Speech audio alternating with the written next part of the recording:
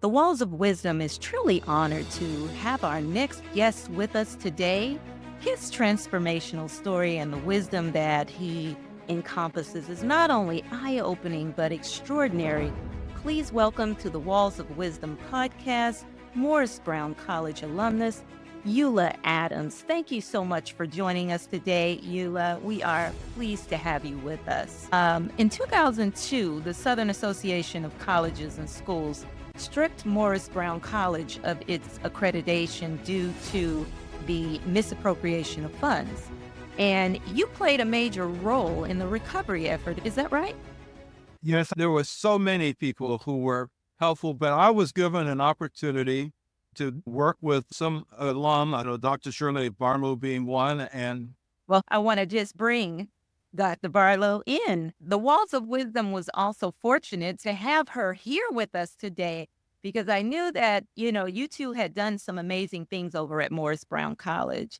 And we wanted to have both of your perspectives on here because this information, I tell you, I had no idea of how this came about and how the institution would manage to recover.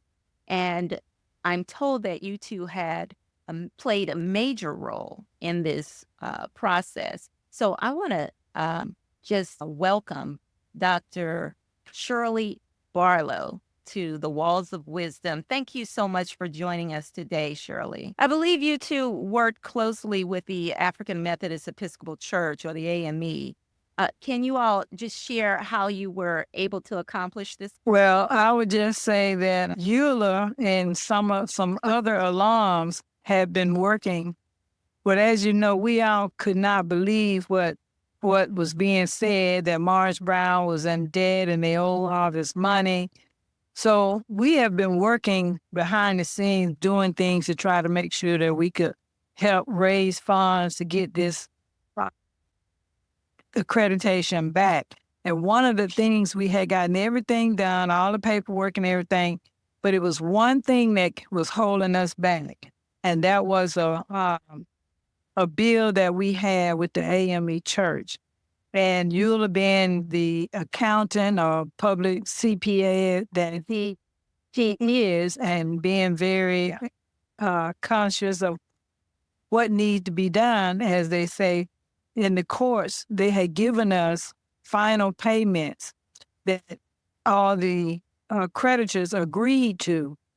But after everybody was paid, this bill was still there. We couldn't figure out why is it that this bill cannot get away. But Eula, along with some of the other alums at that time, had been working. And I was the National Alumni Association president. And I received a phone call. And the phone call said that a couple of us have gotten together and we want to go to meet with the AME treasurer. And we would like for you to go along. Well, I'm game for whatever, working real hard with the campus and with the school and trying to teach classes and help students in whatever way I can. I said yes. So we flew to Nashville and met with the treasurer for the AME church. And we had the bishop there. There was two other people, Eula and another alum, myself, and then we had one alum on the phone. And so Eula and the group, they explained to me what was going on and what they had come up with. And when we got to the meeting, Eula and the other alums presented the information that they had and how they felt that this was something that we did not owe and how we could get around it to present it to the treasurer. And that was a hard ticket, but they sold it. So, it was a struggle, and when you owe people money or they feel like you owe money, then you really had to do some tall talking and some tall convincing. But we left that meeting feeling that things would be, in our favor. But it had to go back to the the what they call it, the conference, the AME Right. conference. Yeah, so when they had conference, it was presented at conference, and they accepted it. And then that agreement was that they would forgive the loan, but provided that the school would have to accept AME students until that amount was rested. So we're in the process of doing that now. Each semester, we have to have, I think there was 5. They started out with 5. And this year we found that at the alumni meeting, the school planned to increase it to 15 for next year. So the plan is working. So that's one of the things that we have to be proud of, is that the funds are being taken care of. The school, the accreditation, like I said, we had already done all the paperwork. The only thing that was holding us up was that bill, along with the application fee that had to go in. And we had an alum who had been giving scholarship money to the college every year.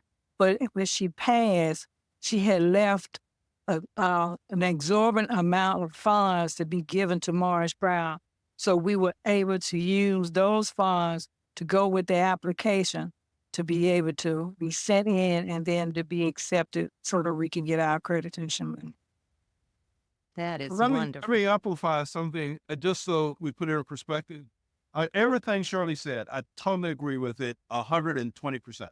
I just want to add, just so that if they happen to hear this broadcast, I'd like for them to be given credit. But Greg Jackson is one of the alums who was at the meeting in Nashville, and Greg sat on Morris Brown's board.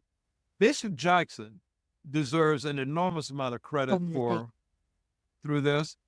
President Kevin James was there at this meeting, and Jethro Joseph has been, between Jethro and Shirley and the others from our alumni association, I can't say how impressed I've been with their just leadership, their faithfulness, throughout all the years about what we were going to be able to accomplish. Now, what Shirley talked about, just so that people understand, was Morris Brown went into Chapter 11 bankruptcy, and this was the second bankruptcy that the school had gone through in its lifetime. And most people didn't believe that it would survive it all. And the school had about 33 acres of real estate. And out of the bankruptcy, usually with bankruptcy, you have to give up a lot. And so Morris Brown had to give up a big chunk of its real estate. And out of it, all of its debts were to be subbed. And that's standard procedure in order for you to go forward in a Chapter 11. So in this case, out of that Chapter 11, there arose a promissory note owed to the African Methodist Episcopal Church of $3.5 million.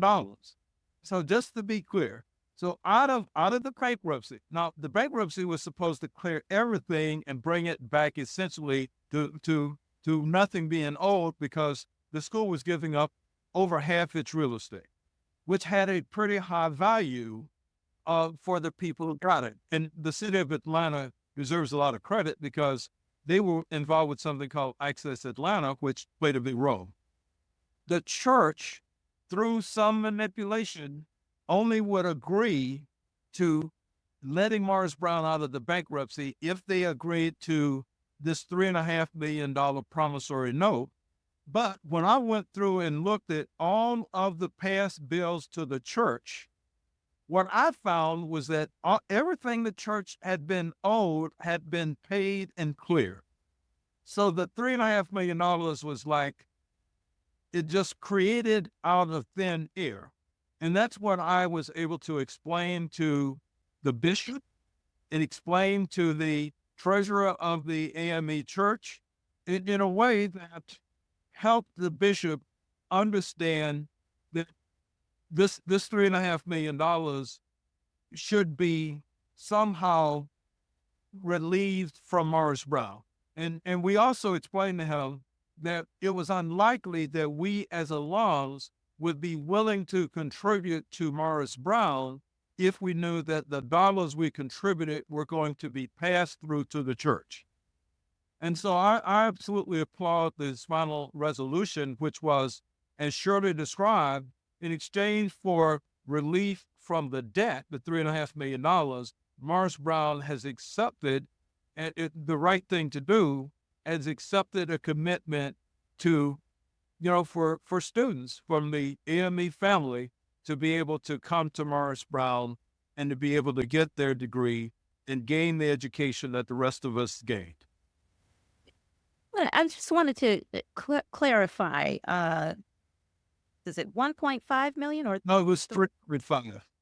it was 3.5 million? 3.5. And Okay, yeah, that it was literally created out of thin air. that is tremendous. That is tremendous. Most often when we hear these stories, we don't get to hear who is actually in the room, who is actually talking to those individuals who make the decisions as to whether or not the financial agency is going to be cleared. And to be able to hear your stories, to be able to understand that there are teams that are working together. And when I spoke with your husband, Shirley, I think he said you all had been meeting since 2015. Is that correct? Yeah, that's one of the organizations that we have that has been meeting along with the alumni, trying to make sure that everything was being done that needed to be, keeping the school open, making sure students had classes. But Yeah. they deserve so much credit because they were faithful when so many others were sitting there. And I do believe that one of the underlying reasons that I'll just say this out loud, that Yes. the debt was sitting there out of thin air was a belief that the school would fail, and therefore the remaining real estate would be obtained in settlement of the $3.5 million debt. So the school actually defying the expectations of others and continuing to operate, albeit at a very low level, until now, where it's coming back even strong. You can almost imagine that had it not been for just the courage and the tenacity of people like our alumni association, the current administration, and people working at the schools, the board of directors of the college, that they're now going from, say, 40 students more recently to the latest that I've been told is we expect 400 students, and then Wow. maybe in the next semester as many as 500 to 600. So Now that's the wow effect. it is an amazing story to me. It is. It is. That is definitely a wow effect, and one that I hope our audiences are paying attention to. When you are looking for institutions to support, these are the institutions that need your support.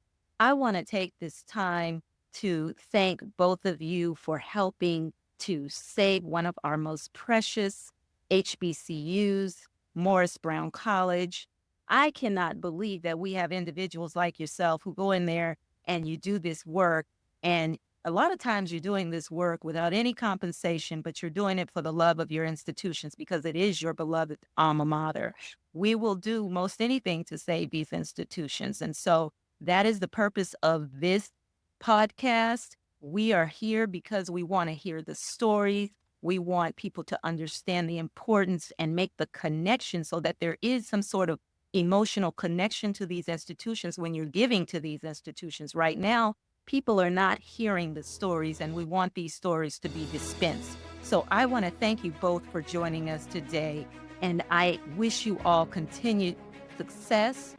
If you or someone you know is an HBCU student, graduate, or leader and would like your transformational story recorded and dispensed here on the Walls of Wisdom, contact us at info at Dr. Katie Smith with your story. We'd love to be wowed by you. Until the next time, I'm Dr. Katie Smith, and you've been listening to the Walls of Wisdom podcast. Thank you all.